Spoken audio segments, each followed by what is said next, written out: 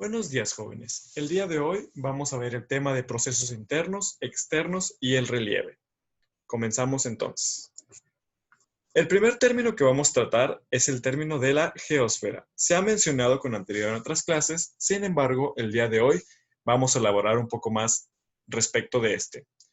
Aquí tenemos tres definiciones que podemos encontrar sobre este término y después vamos a hablar sobre la definición que maneja en su libro y la que vamos a ver en la clase.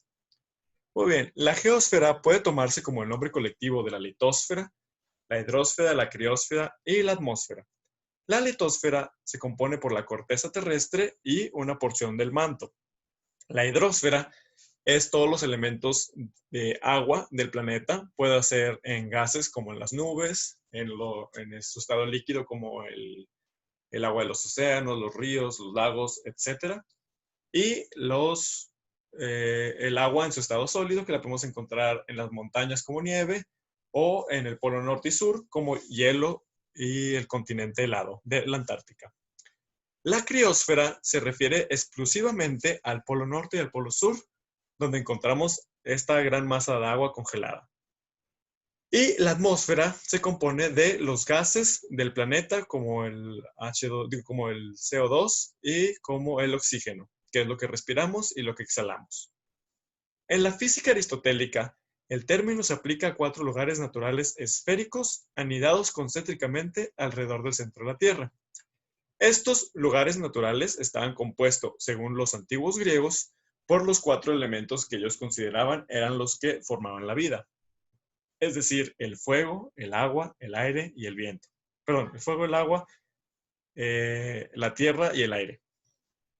Sin embargo, con el avance del tiempo, la ciencia del sistema terrestre, que es un conjunto de varias ciencias que estudian la Tierra, así como de disciplinas científicas, llegaron a la conclusión de que la geósfera se refiere a las partes sólidas de la Tierra.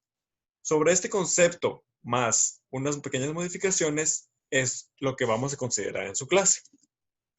Muy bien, entonces el concepto de la clase de geografía, por favor tomen nota de todo lo que está en esta diapositiva, es la geósfera o geosfera, es la parte interna y sólida de la Tierra. Con parte interna también nos referimos a algunas partes que se encuentran en estado líquido, como lo vamos a ver más adelante. Se encuentra formada por 3 capas concéntricas llamadas corteza, manto y núcleo. Es importante definir el concepto de concéntricas, puesto esto se refiere a un objeto geométrico que tiene el mismo centro que otro. Por lo tanto, la corteza, el manto y el núcleo, todos comparten el mismo centro, que también puede ser mencionado como el centro de la Tierra. La geósfera interactúa con otras capas del sistema terrestre como la atmósfera, que ya definimos qué es lo que era, asimismo también la hidrosfera, y la biosfera. La biosfera fue un concepto de la primera unidad, que es todos los componentes vivos del planeta. Y se encuentra en un estado de constante movimiento. Es importante mencionar esta característica de la geósfera, puesto que los continentes, como los conocemos, se mueven constantemente, ya lo veremos también más adelante en otras clases, y aunque sea un movimiento muy pequeño, esto se debe a que pese a que los continentes se encuentran en estados sólidos, estos están apoyados sobre capas de la Tierra que están en un estado líquido. Así como ustedes podrían llenar una bandeja de agua y poner un corcho, este corcho se podría mover libremente por el espacio de la bandeja. Es algo similar en el caso de la Tierra. La geosfera tiene un grosor aproximado de 6.370 kilómetros, desde la superficie hasta el centro. Este es también conocido como el radio de la Tierra.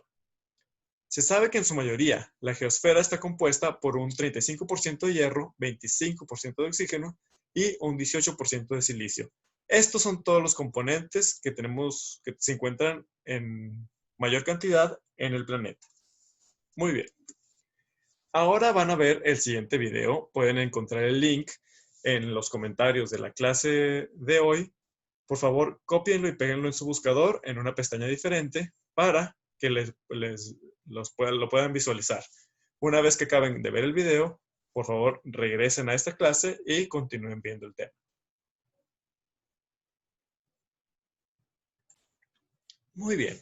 Como pudieron ustedes apreciar en su video, pueden notar cómo el origen de la Tierra es en base a polvo y rocas espaciales que se encontraban suspendidas alrededor del Sol primitivo, es decir, el Sol que se originó en sus inicios del sistema solar. La acumulación de gases y de rocas espaciales se pudo dar gracias a la fuerza de la gravedad. La fuerza de la gravedad es una característica de los cuerpos, de la masa en general, que pues, es la capacidad de atraer un cuerpo a otro cuerpo y llegar todos a conjuntarse en el mismo punto. Este término lo van a ver un poco más a profundidad en su clase de física del siguiente año. Sin embargo, es importante mencionar que al momento de la atracción y del choque entre dos cuerpos, esto genera calor. Es por esto que en sus inicios la Tierra estaba, aunque fue con una cantidad más pequeña, o sea, la Tierra era más pequeña de lo que es actualmente. Y en ese momento era completamente líquida, puesto que todas las rocas que caían por el impacto y la fuerza que implicaba toda esta fusión, llevó a todos estos objetos a que se derritieran y generaran muchísimo calor. Cuando el segundo planeta se estrella con la Tierra primitiva, permitiendo así que la Tierra aumentara de tamaño y también la formación de la Luna, este aumento de tamaño permitió que las capas más exteriores de la Tierra se fueran enfriando y así llegando a un estado sólido. Así es importante mencionar, puesto que la Tierra, aún hoy en día, tenemos las partes más alejadas del centro, son aquellas que están sólidas, y mientras nos acercamos al núcleo, se van volviendo líquidas debido al calor que existe todavía en ellas. Entonces, como mencionamos anteriormente, hay tres capas de la geosfera. La primera capa, o la capa más exterior, es la corteza. Esta capa es la capa superior donde se desarrolla la vida, es decir, donde vivimos nosotros y todo aquello que conforma la biosfera, como la flora y la fauna. La profundidad es variable y se encuentra entre los 30 a 40 kilómetros en los continentes. ¿Por qué es que es variable la profundidad de esta capa? Bueno, esto se puede explicar de una manera muy simple. La corteza terrestre, como les dije, es la capa exterior y también incluye a los océanos presentes en la Tierra. Entonces, si empezáramos a medir esta profundidad desde el monte Everest, llegaríamos a que es una más grande a que si la empezáramos a medir desde la Fosa de las Marianas, la de Mariana Trench, puesto que esta fosa tiene una mayor cercanía con el límite de la corteza de lo que tendría el monte Everest. Sin embargo, estos kilómetros, como les mencionaba, se toman más o menos desde cualquier punto en un continente, es decir, casi al nivel del mar. Entonces, la corteza representa solamente el 2% de la geósfera. Esta comparación podría ser también realizada con la cáscara de una naranja. Si ustedes toman una naranja y le quitaran la cáscara, podríamos ver que aunque es un componente un poco grueso, no es nada en comparación al resto del objeto. Es lo mismo en la Tierra. La corteza solamente es la cáscara de la naranja que compone a todo el planeta.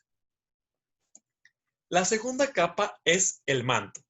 Se compone de rocas en estado líquido y semilíquido.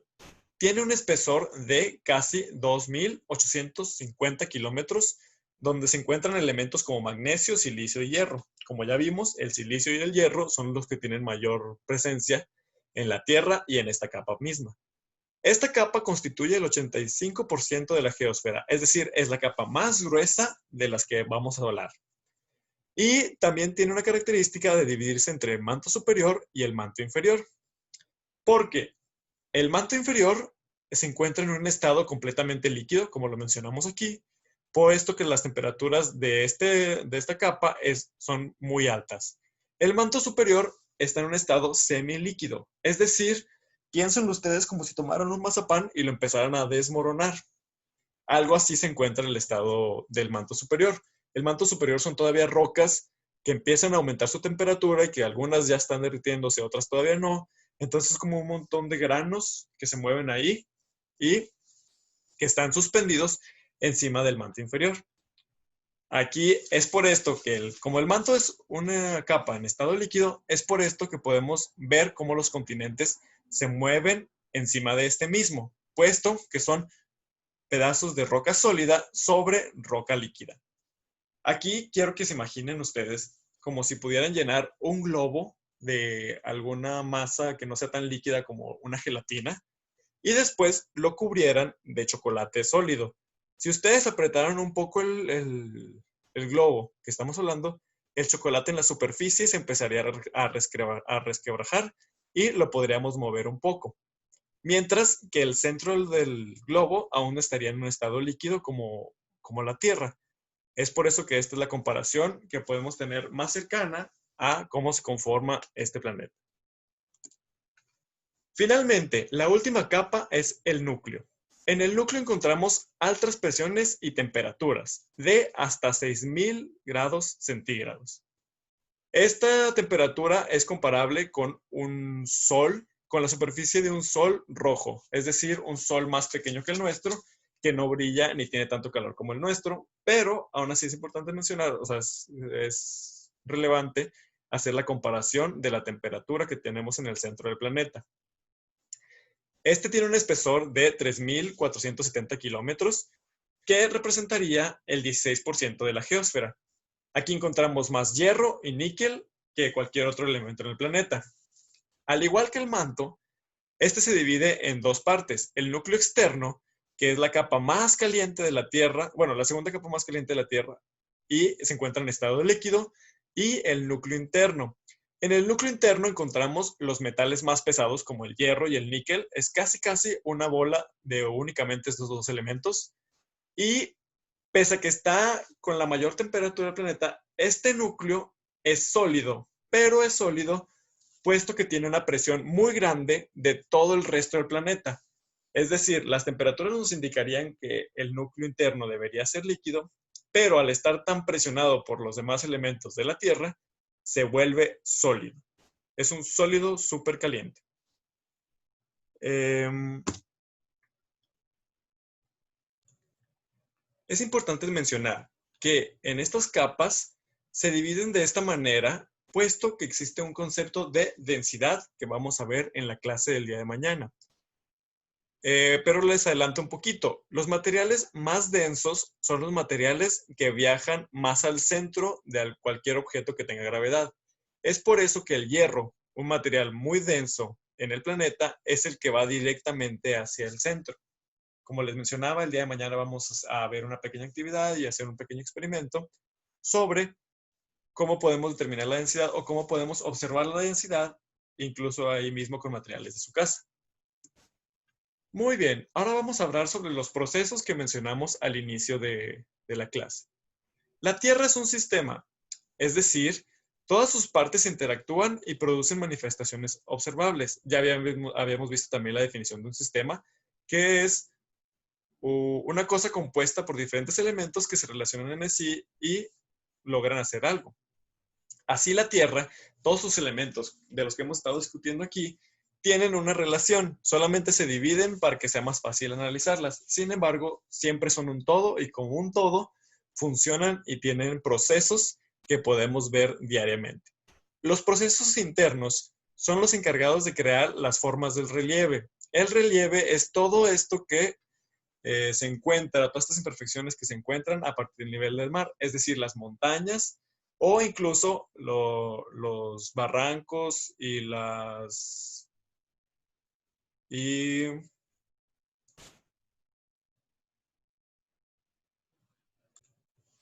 cañones. Muy bien.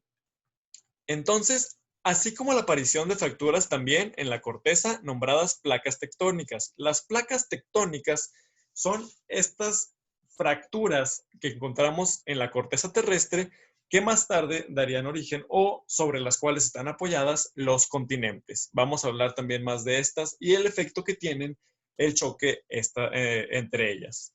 También tenemos los procesos externos, como el viento, la lluvia, cambios en la temperatura y el oleaje que influyen en el desgaste del relieve. Es decir, ahí en su libro pueden encontrar ustedes una imagen donde vemos cómo el viento es capaz de erosionar una roca de tal manera que se forma un arco de roca natural en el planeta. Muy bien, entonces ahora, van a leer en su libro, en la página 138, la lección 1, procesos internos y externos del relieve y el relieve, que es sobre lo que hemos estado hablando, y al final van a poder encontrar dentro de los procesos internos y externos ejemplos de cada uno.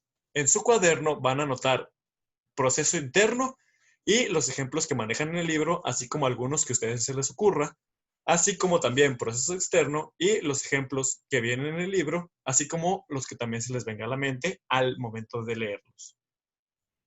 Con esto le daríamos fin a esta unidad. Por favor, si tienen alguna duda o si no comprendieron algo de la lección, por favor también apúntenlo y en la siguiente clase de Zoom lo vamos a tratar. Que tengan buen día, jóvenes.